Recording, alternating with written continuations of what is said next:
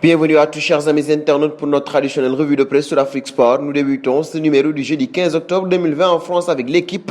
Le journal parle de la victoire française devant les Croates. Le score n'est pas le même qu'en septembre, 4-2 pour la France. L'adversaire a rappelé qu'il n'était plus au niveau d'un finaliste de Coupe du Monde, mais cette rencontre Croatie-France, battue 2-1, n'en est pas moins resté un bon moment de football. 3 jours après le match euphorique livré face au Portugal par les Bleus en gagnant 2-1 en Croatie grâce à Griezmann et Mbappé, la France reste à égalité de points avec le Portugal en tête du groupe 3 de cette Ligue des Nations. En Angleterre, The Telegraph a du mal à s'en remettre. L'Angleterre a raté le coche alors qu'ils avaient une occasion en or de conforter leur première place devant la Belgique. Les Three Lions se sont piteusement inclinés contre le Danemark 1-0. Les hommes de Southgate, si efficaces à défaut d'être séduisants contre les Diables, ne sont pas parvenus à reproduire la même partition. En Italie, le Corriere dello Sport ne lâche plus CR7. Ce dernier retournera en Italie à bord de son jet privé pour passer la quarantaine à Turin, révèle le journal. En attendant, les Bianconeri sont privés de leur superstar pour au moins une semaine. Si l'isolement de CR7 est reconduit,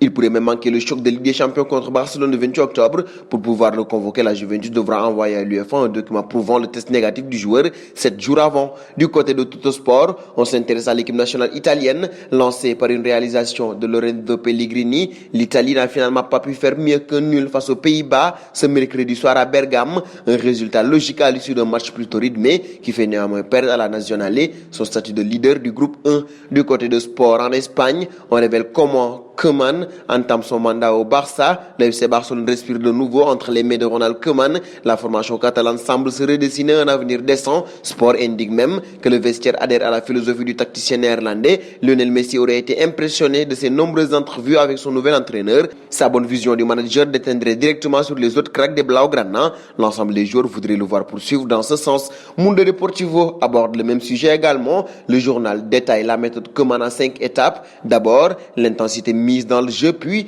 le système à 4-2-3-1. Ensuite, chaque joueur joue à son poste. En sus, il dialogue souvent avec son vestiaire et enfin, ses séances d'entraînement doublées avant les jours de match. On appelle ça de la rigueur. Marca de son côté parle du duel fraternel qui se déroulera ce week-end au stade Alfredo Di Stefano. Du côté du Real de Madrid, Nacho Fernandez a de grandes chances d'être partant face à son frère Alex, milieu de terrain de Cadix et homme clé de la montée du club jaune. Tous deux, formés au Real Madrid, s'affronteront dans un duel qui sera sûrement l'une des plus spéciales de leur carrière. Dernier quotidien du jour, AS, à la une, les déclarations de Thibaut Courtois à El Larguero de la Cadena Ser, où il a parlé de son compatriote et ami Eden Hazard, qui n'a pas eu de saison facile depuis son arrivée au Real de Madrid en raison de blessures.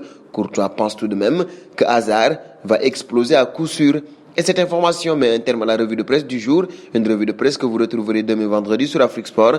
En attendant, si vous êtes nouveau sur la chaîne, n'oubliez pas de vous abonner et d'activer la cloche de notification. C'est pour être au courant des informations football à temps et nous vous disons à très vite sur Afrique Sport.